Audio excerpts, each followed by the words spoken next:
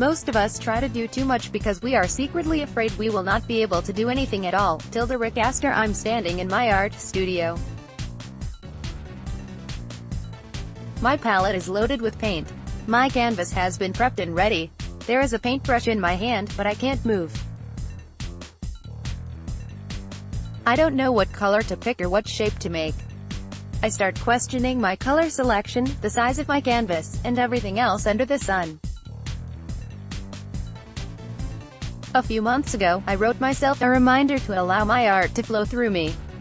Making art is a refuge for my mind, a mind that struggles with anxiety, depression, and hamster wheel syndrome. You're not familiar with that malady?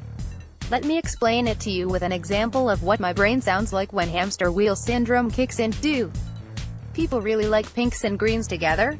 Is it too feminine? Should I make my shapes big and bold to contrast against the girly palette?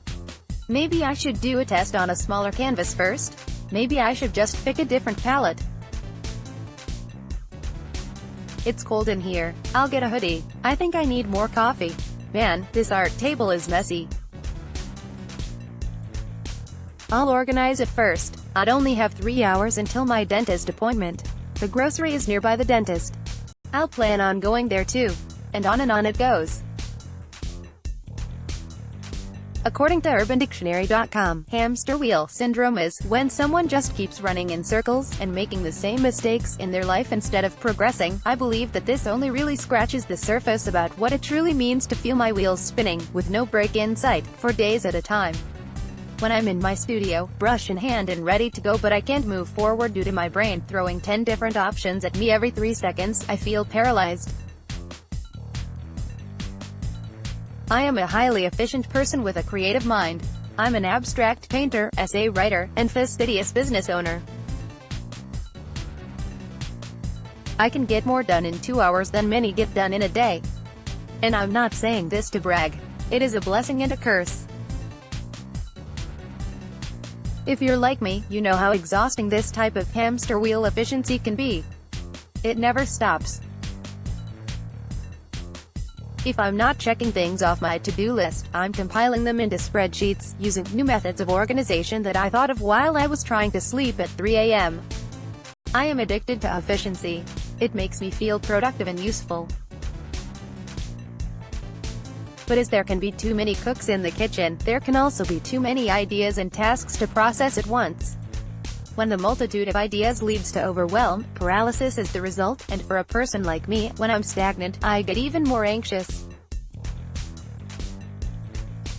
If I stay in that state for too long, depression kicks in. Then I'm really in trouble. I begin to feel guilty that I'm not getting enough done, like rest is a failure. Sometimes it's hard for me to sit down at the end of the day, so the pace continues until bedtime, even though I know where it will lead. Now I'm no psych major, but I believe hamster wheel syndrome is a compulsive disorder that at first makes me feel efficient, but then yields the same negative result every time, an inability to move. I'm so addicted to coming up with things that will keep me busy in order to have a feeling of accomplishment and, more importantly, for others to see me as accomplished. I put a lot of pressure on myself. I am a wonder of time management and productivity. I get up early in order to exercise before making breakfast and getting everyone off to work and school. Then I'm in my office at 8 a.m., checking off tasks from my to-do list, and yes, I'm the type that if I've done something not on the list, I'll add it just so I can cross it off. Then, when I'm nauseated because I forgot to eat, I shove food down my throat and move to the art studio where I right now have to flip into thoughtful and creative mode, and there I stay until 5 p.m. The problem is that when I'm not moving at that horrendously cray-cray pace, I'm comatose, lying on the sofa, binge-watching Law. And if I get to this point I'm happy, because it means that hamster wheel syndrome hasn't reduced me into a tornado of indecision, just that it has made me too tired to function. I have 2 speeds, to-do list annihilator and dead. After just coming out of about a 4-month depressive period due to overworking myself, I realized that this pace isn't healthy or sustainable. So, what do? Well, I'm way too fired up about my art and my business to slow down. I think the solution is to be rigid about both my work time and my relaxed time. I work with a business coach, and recently, she has put us into 3 people accountability groups. These groups are meant to help us stay on task. I realize that a common problem for artists is that they just can't get themselves out of the art studio to give their art business attention. This is not my problem. At first, the others in my accountability group were proposing only evenings and weekends for our weekly meetings. Since diving into my own business, I've heard many people say that I'll now be working 24 hours a day and through the weekends. That entrepreneurs have to work longer hours to yield any sort of progress. That we are supposed to eat and breathe our work all the time. I have one thing to say about that: screw that. I didn't start my own business to hamster wheel myself into a constant, walking panic attack. I am passionate about my art and I want it out there, but I also love my family. I love to surf and hike. I love to watch movies and lollygag at coffee shops.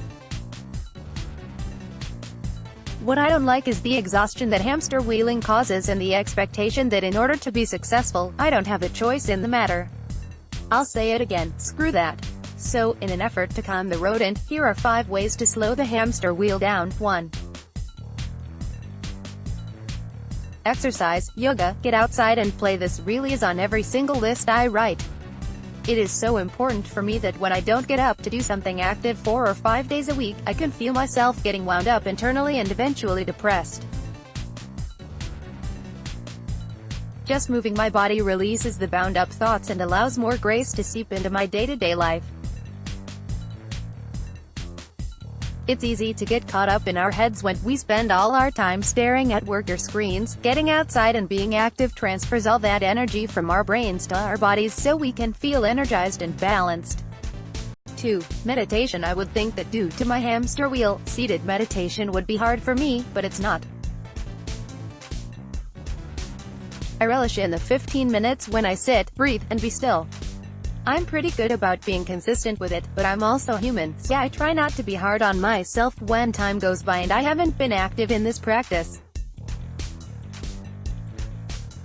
I'll start to notice that wound up feeling after a few weeks and start a daily meditation practice again.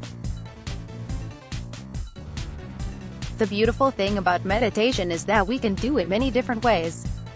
If not seated meditation, try walking meditation or deep breathing exercises. Even painting or gardening, any mindfulness practice can help pull us from big picture overwhelm to a present state of calm and relaxation. 3. Lists, and more lists. It helps me go into my day with less anxiety by simply knowing what I would like to accomplish in the next 8 hours. I have a huge master to-do list that I update on Mondays. Each morning when I get up, I make a daily list from that list. Now, before you roll your eyes at me, hear me out. My daily to-do list is only time-sensitive items that need to be accomplished that day and pieces of larger projects that I'll give some attention to, knowing that it won't be completed as a whole. The result is a slow and steady progress. It's so easy for us to get overwhelmed by the litany of to-dos associated with the big picture. By breaking it down into smaller pieces, we are able to look at projects in more manageable baby steps. 4. Stick to a realistic work week. My work day is from 8 a.m. to 5 p.m. I put everything down at 5 p.m., with few exceptions. My weekends are my own.